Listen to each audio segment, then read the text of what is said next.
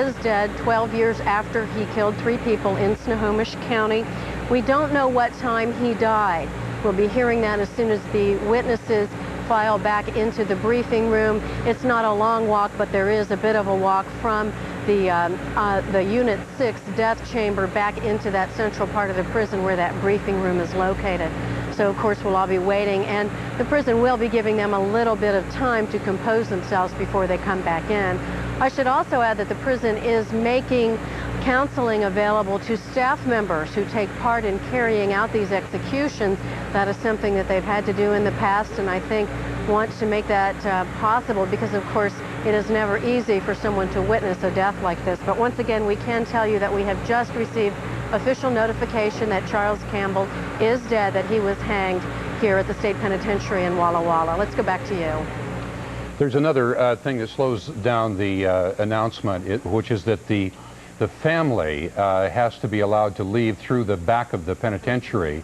That is the families of the victim who witnessed the hanging, and that slows it down a little because they have to be allowed to leave.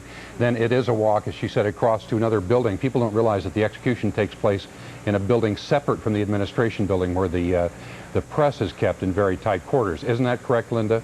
Yeah, that's right. I had a tour of the whole area a few weeks ago when they were giving us an idea of how this would take place.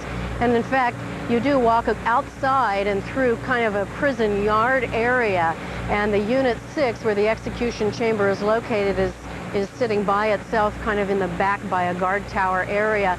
And in fact, they will have to file back in, go through all of the security in order to move into that administrative area. We will be getting our briefing here in just a few minutes. We're expecting in just a few minutes, that is. Of course, you know what kind of impact this will have on witnesses, and they have to give people to get ready. And it's also, I have to note that they also have, the physician come in, and the physician has to pronounce death, and all of that takes time. So once again, Charles Campbell has been executed. We'll have details for you soon. Linda Byron in Walla Walla, and let's go back to you. All right, that word has now filtered to Clearview, where the crimes were committed, and Alan Schaffler is standing by there to tell us what the reaction has been.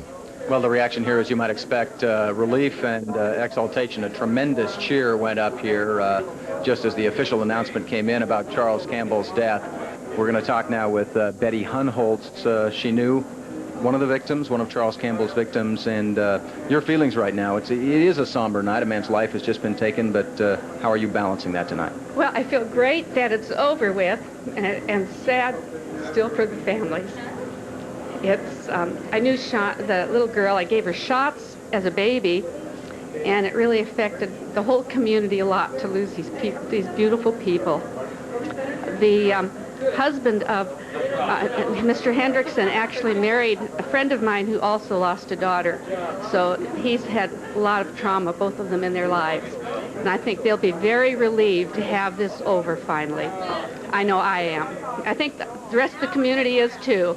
I think so as well. Betty Hunholtz, thank you very much. The operative word here, I think, is relief. There is simply a sense that maybe now they can let go of this thing, the specter of Charles Campbell, and the people most directly affected by the crimes he committed can possibly take the step that they need to take to put this behind them and get on with their lives. But as you can see, still a packed house here. Nobody has left, or very few people have left the Clearview Cafe. People staying here until the final word is in, and everything has stopped happening in Walla Walla. Reporting live in Clearview, I'm Alan Schaffler, King 5 News. All right, Alan. Well, as we told you at 12:19, we got the official word from the state that the execution had taken place. We were told it was supposed to happen at 12:01, so presumably it did go according to schedule. Remembering back to Wesley Allen Dodd, it took some minutes, up to a half hour, as I recall, for the witnesses to compose themselves and come back in the room. And what we're waiting for right now is for the witnesses to come back in and then tell their observations about the execution. For that, we take you back to Walla Walla, and here's Linda Byron again. Linda? Those official accounts from those who saw the execution. We simply know that it was carried out, and we're assuming that there were no problems, that it was carried out as planned. When you looked back to the Wesley Allen Dodd execution, the end result of that and the consensus was that it was carried out, and it's been described to me as carried out flawlessly. That is, everything went according to plan. And Dodd died almost instantaneously from a ruptured artery that caused blood to pool at the base of his brain. There are many different ways that people die when they are hanged, and we simply won't know how Charles Campbell died until after that autopsy takes place.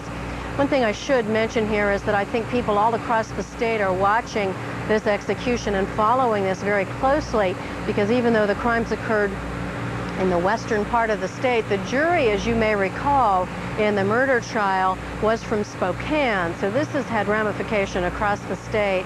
Let's go once again to our camera inside the media briefing room in the center of the prison. As you can see, microphones have been set up and name cards so that we'll be able to identify those media representatives who are talking to us. Media representatives were selected so that small newspapers, large newspapers, television, radio stations are all represented. And there are 10 reporters in all. The others who watched the execution consisted of the Snohomish County prosecutor, who has fought long and hard